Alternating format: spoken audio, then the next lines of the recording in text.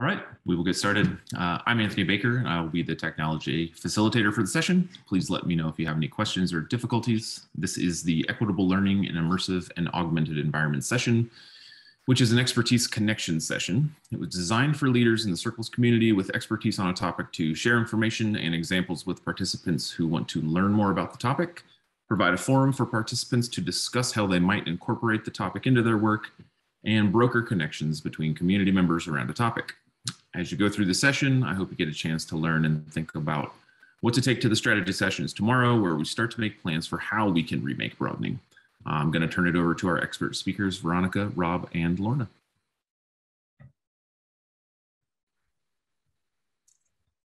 Okay, hello. I don't think we specifically planned who would say the first words, but I will introduce myself. Our topic today, as you can see, is equitable learning in immersive and augmented environments.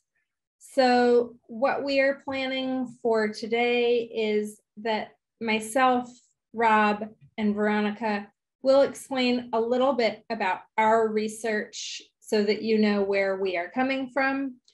And then we have sort of discussion prompts around certain topics in this area of equitable learning in XR.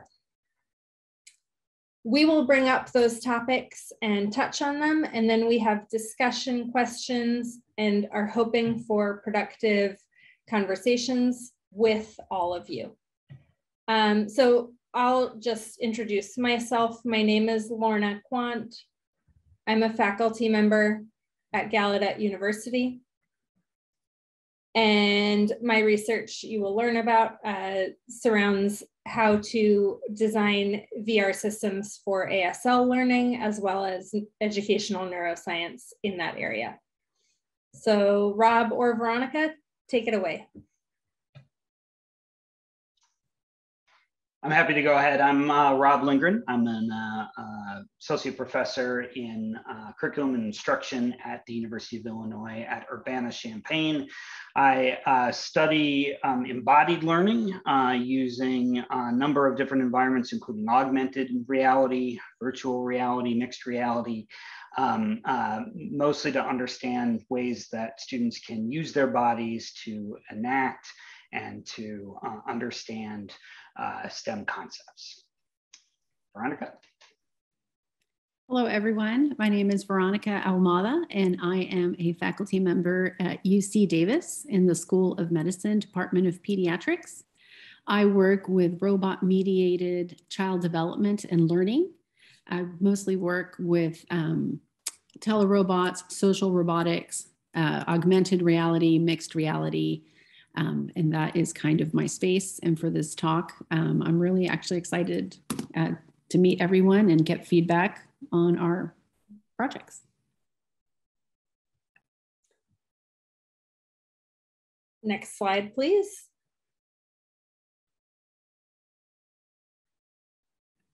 And this is my slide. So as I mentioned, I study robot-mediated learning. And right now I have an NSF project exploring school deployed collaborative robots. In this project, we are also looking at designing better robots for school environments. For my slide, I just wanted to share a little bit more about the my population's experience, which is classified as homebound by the Centers for Medicaid and Medicare Services and also school services. So if you look on the left, we have the traditional microsystem for learners, right? And so here is the child in the center. Their most immediate contact or most of their day is spent with family, community, peers, and school. This is the traditional trajectory for children.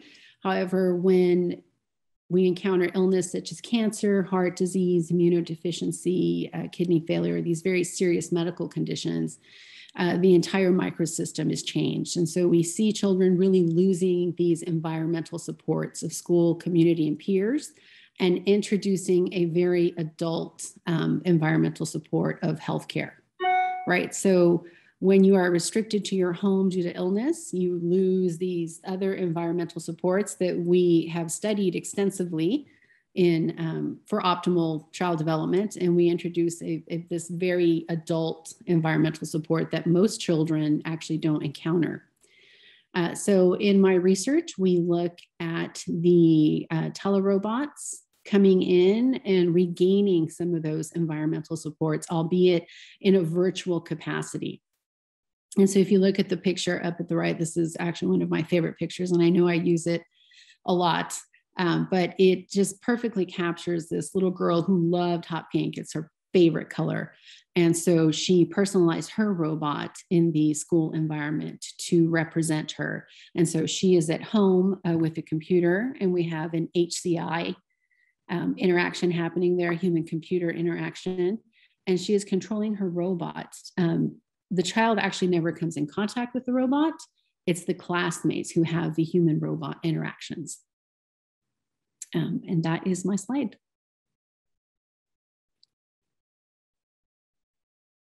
Next slide. Okay, in a moment, I'll ask to start the little movie we have here. I wanted to remind everyone that we have our chat box here in Zoom, so please feel free to jump in and ask questions while we're presenting, or just say hi and where you're from or anything. Happy to see the chat box be a little lively.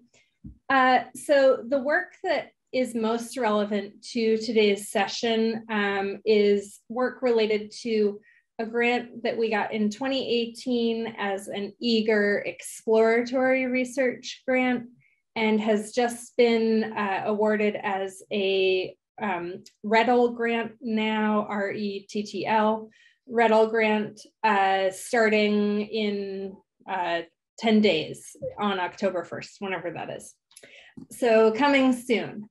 So this work is, the goal is learning American Sign Language in virtual reality, sort of with a focus towards people who don't know any ASL. This is where we're starting this project. So let's play that video, and I will talk over the video. So here's a visual of our proof of concept, what we have developed so far.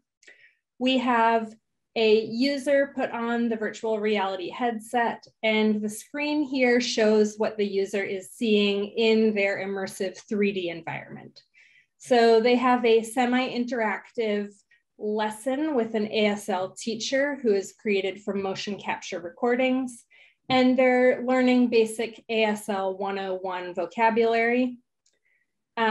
You can see the representation of the user's own hands in the three-dimensional space using gestural hand tracking.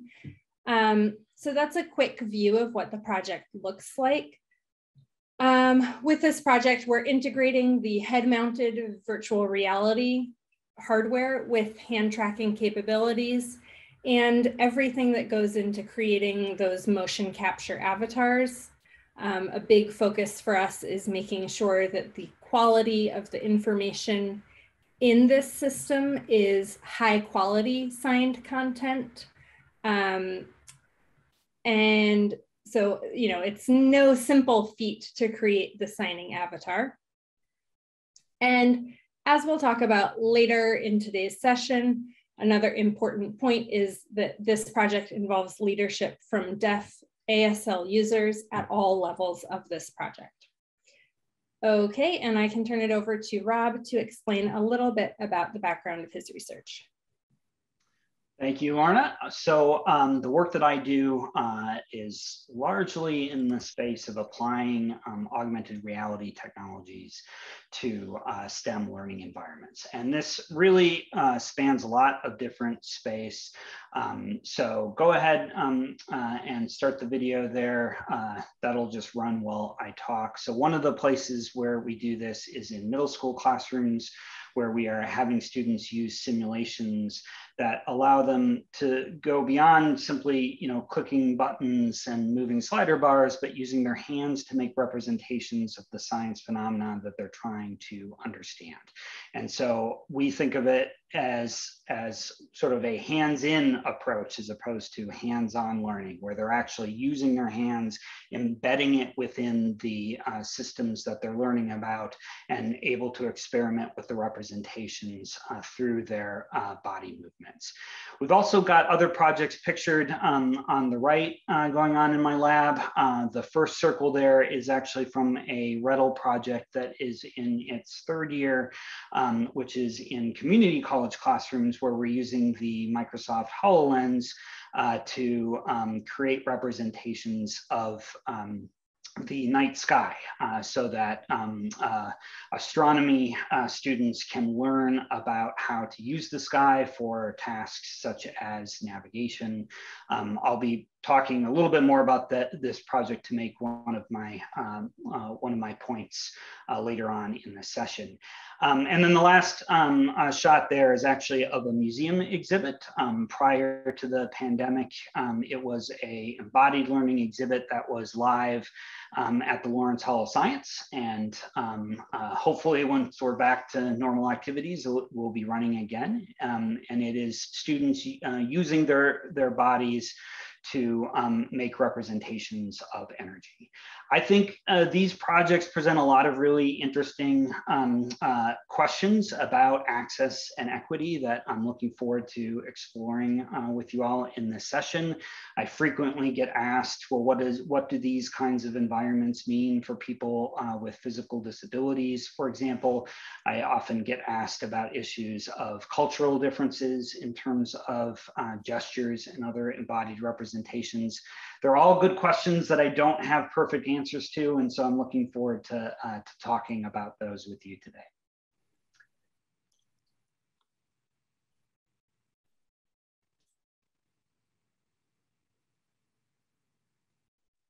Okay, we're going to dive into bringing up 3 themes that Rob, Veronica, and I identified that are different ways of looking at equity, sort of different facets of the equity question. And I apologize for the crazy sunlight on my face. I cannot control it, and it's just a bad time of day. So what I'm going to take a few minutes to talk about here is accessibility and disability, and how can these emerging technologies continue to be or become accessible across all sorts of different types of people. And even more interestingly, how could these types of technologies provide new ways of interacting or new opportunities for all different types of people? So I will say that I'll probably use virtual reality as an example for a lot of what I mentioned today. That's because my research focuses on virtual reality. And virtual reality, like immersive virtual reality with goggles like you see on these pictures, is probably one of the most extreme examples of a technology that is very intriguing and very interesting, but also has huge problems with access. So we can look at VR on one end of the spectrum, perhaps augmented reality and other types of extended reality may not have as many problems in exactly the same ways as virtual reality.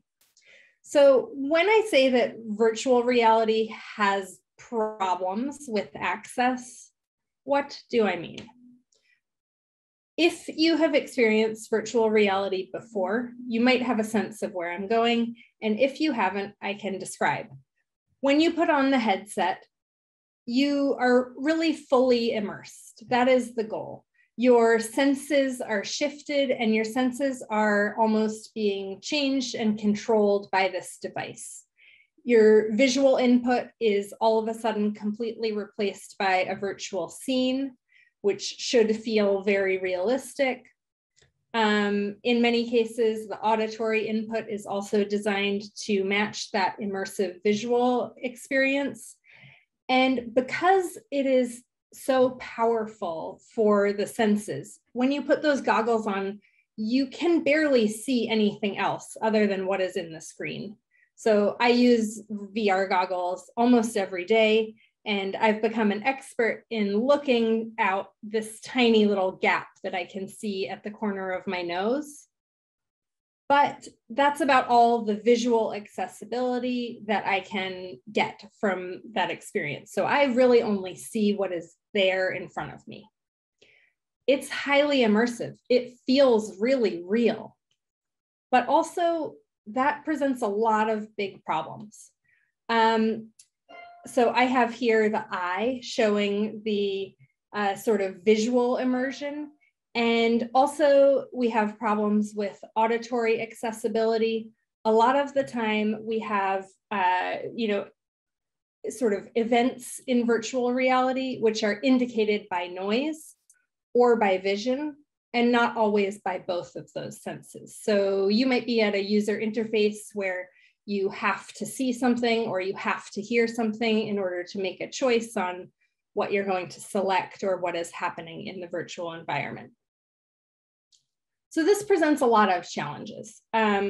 For people who cannot see, the opportunities given by virtual reality might be very limited. For people who cannot hear, for deaf or hard of hearing folks, the idea of going into the virtual reality goggles without then the sense of hearing means that you are more cut off from communication than you are in pretty much any other circumstance. So with the very incredible opportunities of VR, we also have a lot of limitations. And it is very easy to see programs, games, content in extended reality, which is very inaccessible to a diverse range of people. I also included a picture of the hand controller here. So there's also potential for dexterity issues. I know with other sorts of controllers, there have been more creative solutions like making gaming Xbox controllers that are more usable by people with physical disabilities. That might be happening for virtual reality, but it could present a problem in that space as well. So like Rob mentioned before, I definitely have more questions than answers. I will not pretend to have the solution for any of these particular problems figured out, but I wanted to open up the space to discuss what are some of the opportunities for working through this? What are some of the ways that extended reality, whether it's virtual reality, augmented reality, or like Veronica's amazing work with robot interactions, how can those things provide more opportunity for people with disabilities than creating barriers? And that's what I want to bring to the table today to discuss. What I put on the right is this sort of atom-like image I put because to me, a lot of the solutions through these limitations come from working in a team and with a community. So the most viable solutions and the most sort of promising futures of disabled access to emerging technologies, those come from people with the lived experience of disabilities. So for instance, at the bottom of the screen, I'm showing you a colleague of mine, Miles DeBastian. He runs a sort of creative art center called CymaSpace. He works in the virtual reality field. He is a deaf sign language using person who has the lived expertise to look into VR and see what works for him and what doesn't work for him. And you can find out more about him and his work by looking him up with the name I put there. He's doing great work with using captioning in virtual spaces, just as an example. I also pulled out another person I know at Cornell, Dr. Shiri Azenkot. She does sort of 3D augmented reality work, aiming towards teaching blind folks STEM-related information. And she is a person who has that lived experience.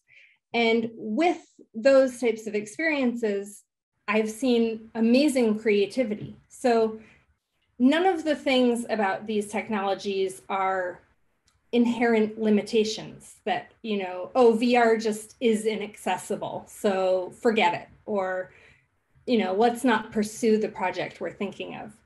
There are creative answers to making these technologies accessible in ways that, you know, may not be obvious. So one of the huge opportunities I see really comes from the collaboration and true leadership of people in the field with lived experiences.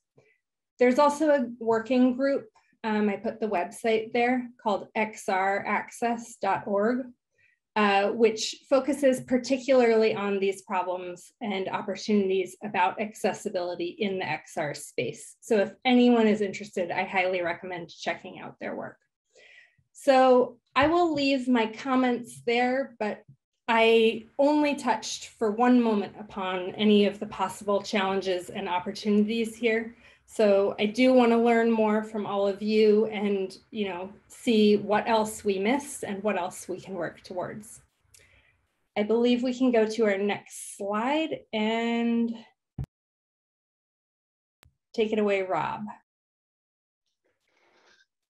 Okay, so my job is to seed future conversations around a new issue, and this issue is the issue of cost or expense of the kinds of technologies that we would be using to achieve, you know, some of the many different learning environments that we've described so far in this talk. So augmented reality, the use of robots, virtual reality. The thing that you tend to hear a lot from potential users of these technologies, from parents, from teachers, is a real superintendents and administrators in schools. You hear a lot of concern about the scalability of these solutions for larger populations, and particularly the ability to be able to reach groups such as low socioeconomic communities with these kinds of technologies, if their schools or if the other learning environments they participate in them can't afford them. I should say that I do think that this issue goes beyond just costs in terms of money. I think we're also talking about costs in terms of people resources, time, and space resources as well. So first, to highlight the challenges, I think that there's kind of an obvious challenge when you're getting into the space of using cutting edge technologies, such as, you know, the augmented reality headsets that are very hot and exciting right now. These are, you know, multi-$1,000 pieces of equipment. And so the idea that you would deliver a educational solution that required one person to have one of these devices, and for that to exist, you know, across a classroom or even an entire school would be tremendously expensive, prohibitively expensive to be able to do those things. And if it is deemed to be an effective solution, it is likely that that only those communities, those schools, those museums and whatnot that can afford to procure that equipment would be able to benefit. thus increasing the already wide equity gaps that exist in our society for having access to the best educational experiences. That's a legitimate problem, and one that I think we need to think about as we gravitate, as researchers and as designers, as we gravitate towards these cutting edge technologies to develop educational solutions. I actually believe, however, that a bigger problem than just the cost of the hardware is the expense required to develop the software that is effectively employed by these hardware technologies. So we all know that hardware technologies do start off very expensive, but they also come down fairly rapidly. And as I'll talk in a little bit, I think there actually are some ways to mitigate the issues of expensive hardware. But it's harder to mitigate the issues of expensive software because that's an expense that I think will keep going up. Because as we continue to build out these environments, and we want better content, higher fidelity environments, we want better algorithms, better AI, better adaptivity and personalization to go into these technologies, it becomes a huge expense to be able to create these experiences and to be able to make them personal and effective at a very large scale. And I think this is a place where it becomes much more than just a money expense, it becomes a people expense. The truth is we don't have a professional class of people who are capable of simultaneously creating really cool really cool technologies, but also embedding it with the kinds of principles from the learning sciences, from universal design, from these areas that we know lead to effective educational experiences. So those are problems that I think are difficult challenges to address. But I'm very much an optimist, and I think that we need to be thinking very hard about how we can actually turn these challenges into opportunities. So first, the issue of hardware being really expensive. I think that in a lot of cases, the solution to using something like virtual reality or augmented reality in a scaled up environment such as a classroom is rarely going to be, let's give everybody a headset, because that causes all sorts of problems and doesn't make particularly good use of the space of the classrooms. And so we need to be thinking now about the creative ways we can distribute these technologies, the expensive pieces of hardware, in ways that actually make the learning environment better, more collaborative, and more multimodal. So on the CSER project that I described at the beginning, where we're using augmented reality in astronomy classes, we don't give headsets to everybody. We give it to one person within a group, and we give other people within the group tablet computers where they can access the same simulation, and they can work together in the same simulated environment to annotate, but they've got different perspectives. And so the overall cost of the setup is still expensive, but much reduced from giving the most expensive pieces of equipment to everybody. Real quickly, going down my list here, to answer the software problem, I think that we need to think more about strategic partnerships with content and software providers. What are ways that we can actually incentivize working with companies, whether they be video game creators, whether they be filmmakers, to share the content that they create for these fantastic digital environments, for the kinds of educational environments that we want to be able to create. So instead of, a film company making $1 billion on a film and then donating money to charity, can they make donations in the form of their content and make that available and open for educational developers to be able to use those 3D models, those simulated systems? That's just an example, I think, of how those things can be partnered. And lastly, I think that we need to develop better training programs at the undergraduate level, but probably more at the graduate level, that gives students the experiences of both being able to create and work with these technologies, but also the skills to be able to design them effectively for education, and particularly for equitable education. To give them, there's no reason why we can't be training computer scientists with these skills in addition. And there's been some great headway with that. The learning engineering movement and the program that they have at in Boston is a really exciting move in that direction. And I hope more programs like that spring up. So the question that I'll leave you with is, what are other ways that we can potentially turn these cost, expense kinds of issues into opportunities? Because I tend to believe that most of these kinds of practical issues are just better design issues waiting for somebody to come around and propose them. Now I'll send it to Veronica.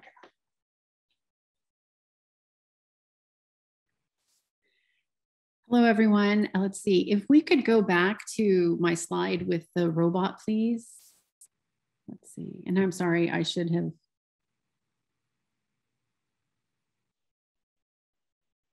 There we go. Okay. So for my talk, I'm talking, my theme is cultural responsiveness. But one of the things I wanted to point out for the robots are, first of all, I do not take pictures in my study yet, because so far it's been a very small effort, and it's just me, and it disrupts the interview process and really collecting data as I go to public school districts. Also, those of you who have done research in public school districts are aware of just all of the legal paperwork we have to do to get into the districts. So, but this picture was published, both of these pictures were published in a newspaper, so I was able to use it. The robots have come up, have emerged a little bit, from a grassroots need, which was for children who are restricted to their homes as a secondary consequence of medical illness. A little bit of my background in approaching this space: I have a background in public health and working for the state and collaborating with HRSA and CDC, which is where I first heard of these telehealth technologies. I don't mind sharing, I'm a person with congenital heart defects. And so I'm also aware of the homebound situation. And so in using these robots for physicians for this study, I flipped the model to use the robots for children. So is the technology of such quality that children could use it to attend school and learn? And as Lorna mentioned, these lived experiences are very important, factors that we bring into our work.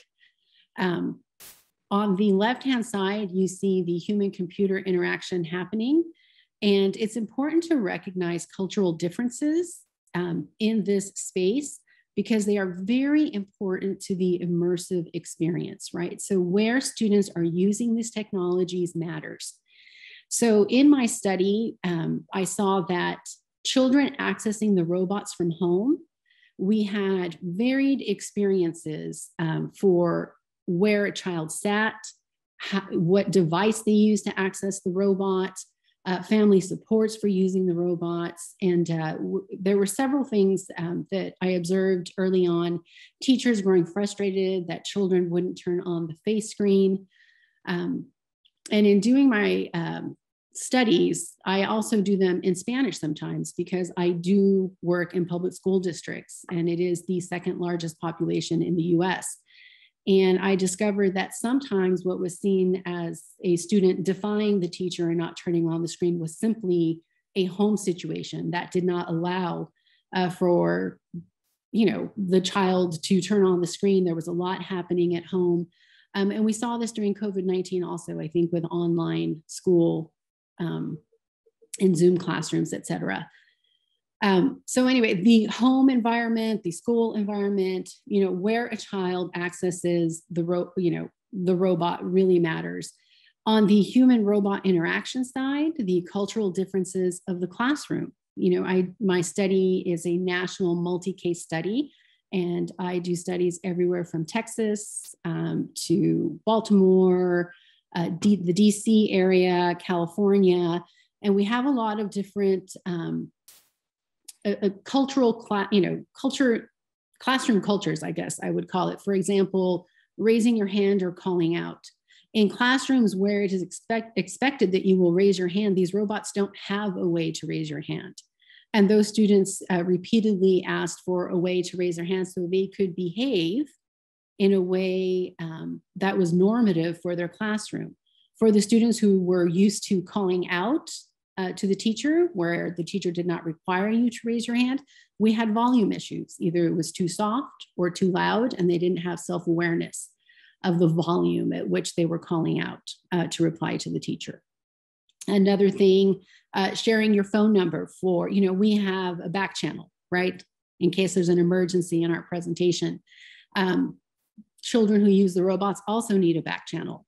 But we have very large school districts where teachers are not allowed to share personal phone numbers, where you can't require a student to share a phone number with another student.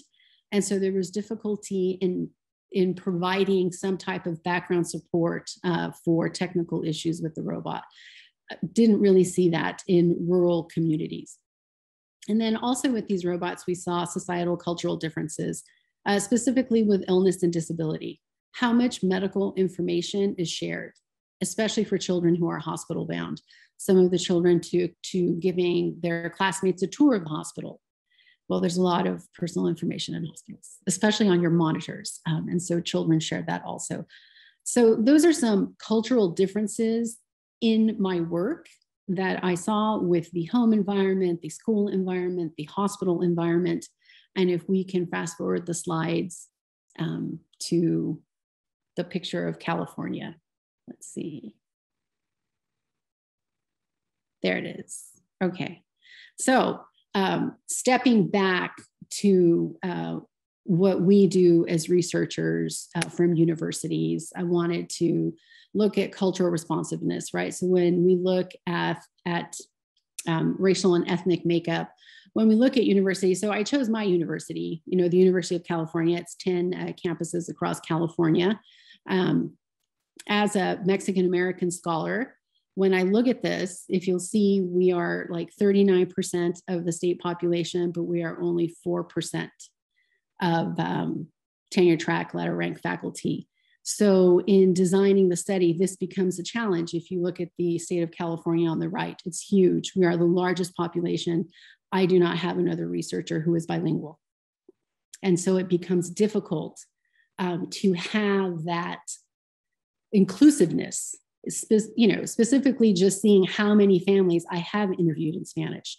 So when I look at deploying this in my state, it becomes difficult to grow it. I can only recruit who the university admits.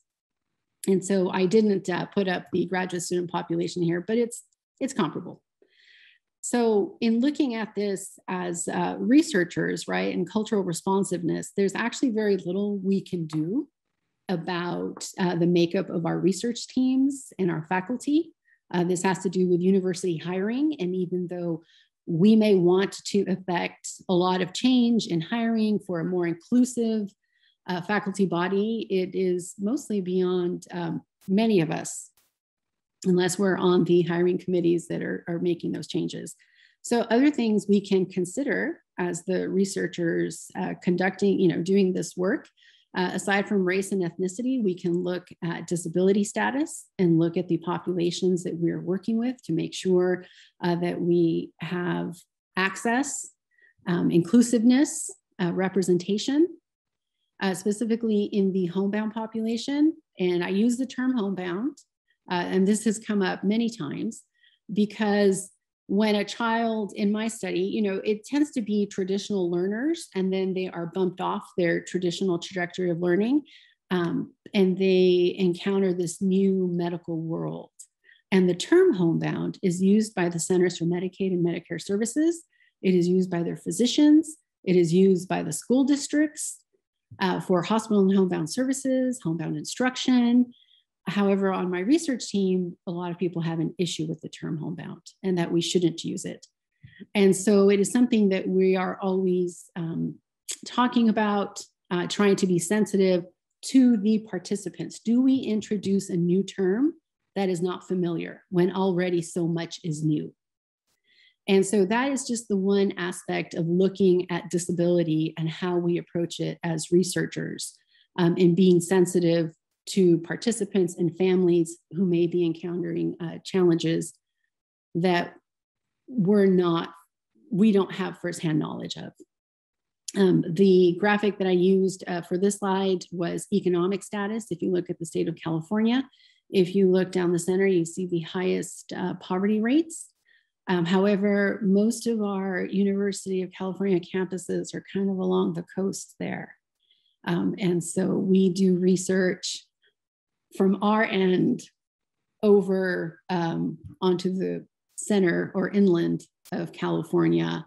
And it's important to be aware of the economic status, I think, of the populations that we're working with, and that we are understanding of the differences between the communities where our universities are located and the communities where we are deploying the technologies. And included in that, of course, are everything that Rob and Lorna, talked about, right? The economic differences, the cost of these technologies. One of the things that I've seen in schools, the robots themselves are about $3,000 to $6,000, but every school that deploys a robot has to completely reconfigure their router situation so that the robot has connectivity throughout the school. This is not told to the schools by the manufacturers or the robot companies.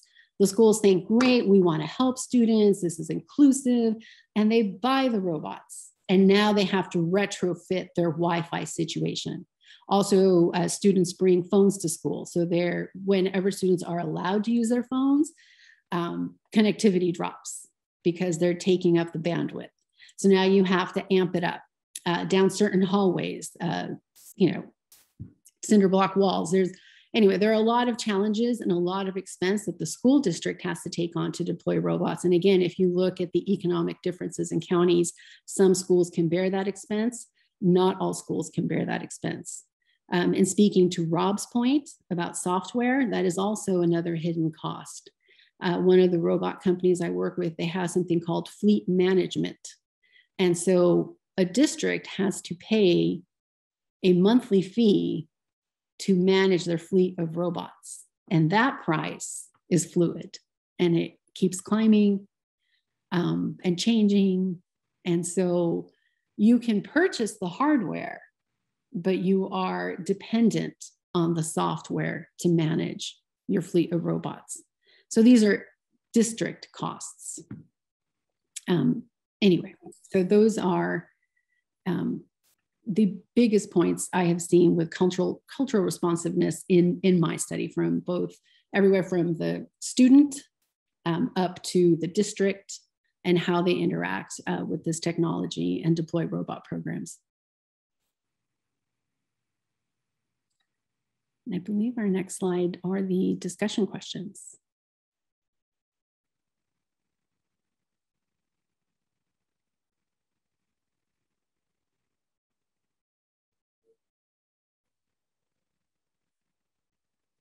So we have 3 discussion questions. I'm not sure we have 20 participants, if we want to break out into 3 different rooms, or if we want to just open up the floor for questions that can be positioned in the chat.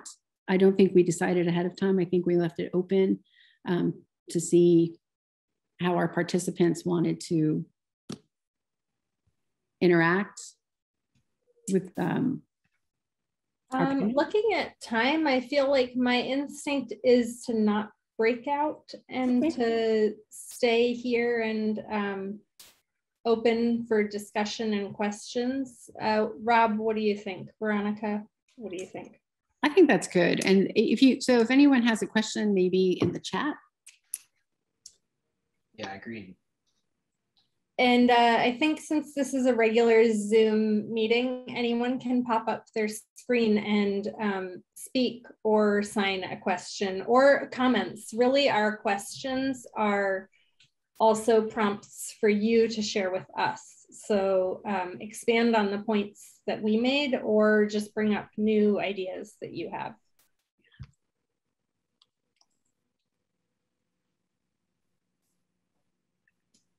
Can you guys all hear me? This is Combis. Yes. Yep. So I was wondering if anybody is aware of efforts to create content management systems that academics can use to kind of share, just as we share, instructional materials with each other from time to time on systems like Merlot or other such tools. If we could share, VR, AR materials that have been developed, or maybe facilitate some sort of content or create some sort of content management system that would facilitate the sharing of experiences, so that one doesn't have to reinvent the wheel of creating such experiences from scratch at the level of, coding the scripts themselves, but, at a higher level somehow, tweaking an existing experience that someone else has already put out there in some content management platform that is freely accessible, open access. That would really go a long way towards addressing the software issue, I think. I can sort of picture what you mean, and I don't know of that in virtual reality. I haven't heard of that existing, but maybe one way of framing that is almost like a StoryCorps type of project where there's a platform and then users are welcome to provide their own sort of content. I think, is that what you're getting at? If the platform were there and it were easy to record yourself or upload your assets and your materials. Yeah, I think that could be really powerful. Rob or Veronica, do you know of things like that that already exist? I am not aware of anything that exists. I know we're very thankful for the NSF funding because it is allowing us to make everything that we are developing on our project open source. Mm-hmm. And so hopefully if people are interested in whatever, we design or create, and one of them is the user interface for the robots, they can access it that way. But that I know of, we're not aware of anything where we can contribute a collective. Yeah, I don't have a lot of knowledge of how the open source movement for other types of software has sort of translated into like the VR and the AR space. I do know that there's a lot of device specific community that has occurred. I mean, we've been doing a lot of development with HoloLens too, and it's a very collegial community where there's a lot of sharing of ideas and problem solving that happens there, but nothing at the scale of what you're describing, which is to actually be able to put forth your environments for others to repurpose. I think it's a great idea. I wish that once we do get to the point of being able to do that, that there were also ways to share, not just the code, not just the assets, but also the sort of the design rationale and the justification for those kinds of decisions to go with it.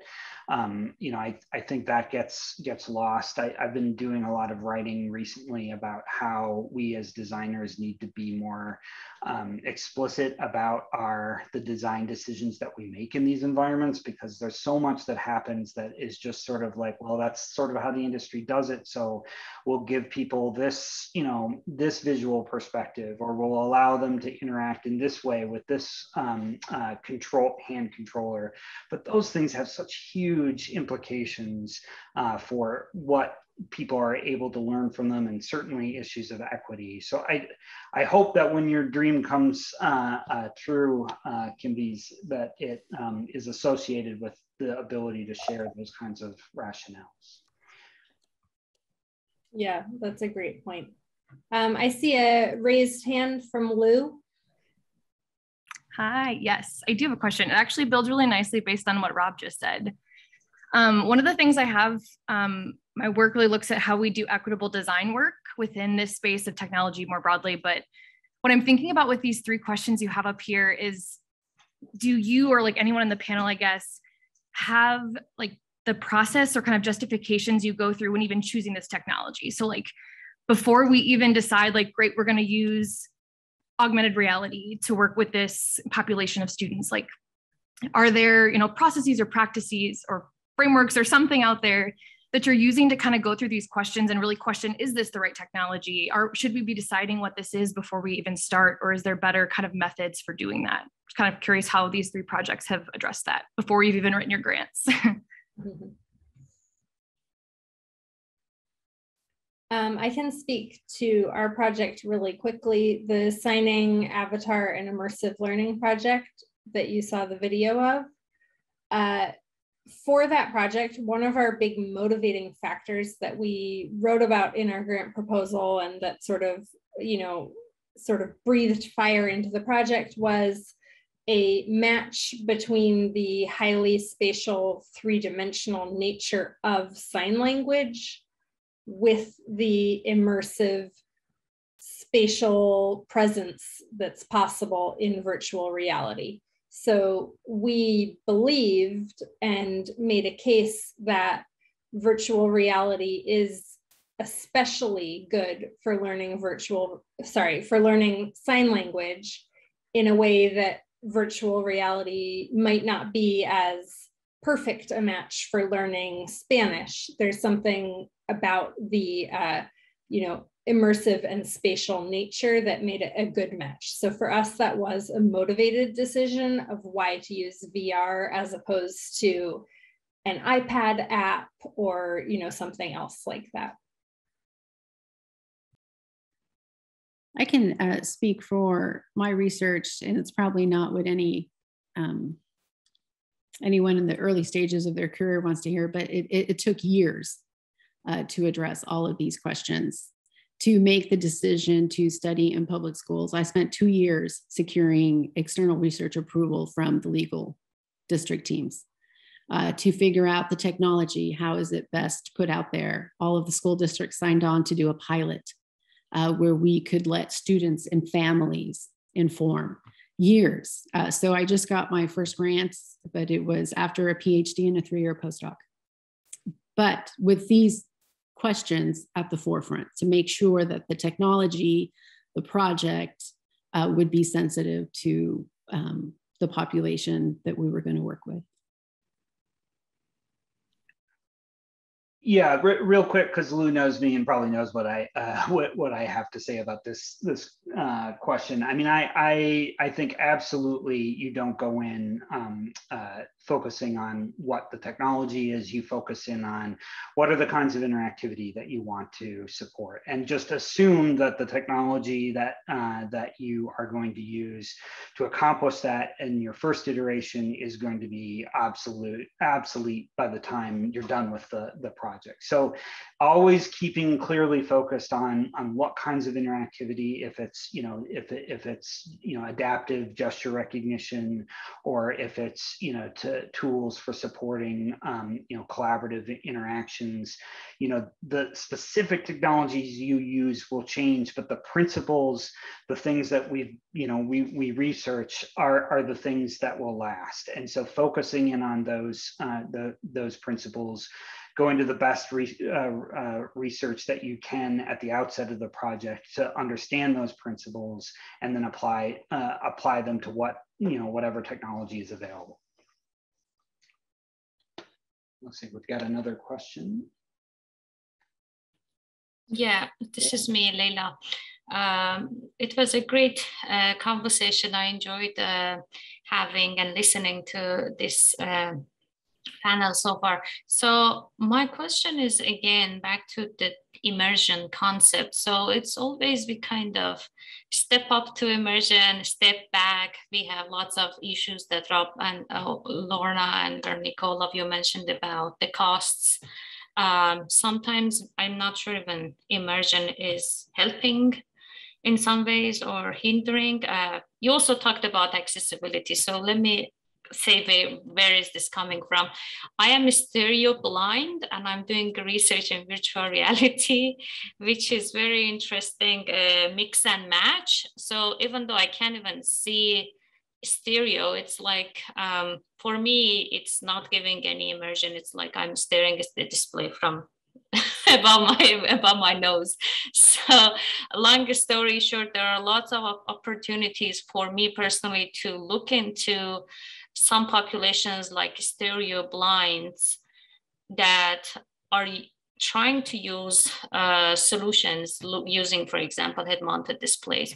So I was curious to hear if any of you have any suggestions towards this line of research or anything that, I don't know, maybe I can find in XR Access community and whatnot, or if any of you have any interest towards this.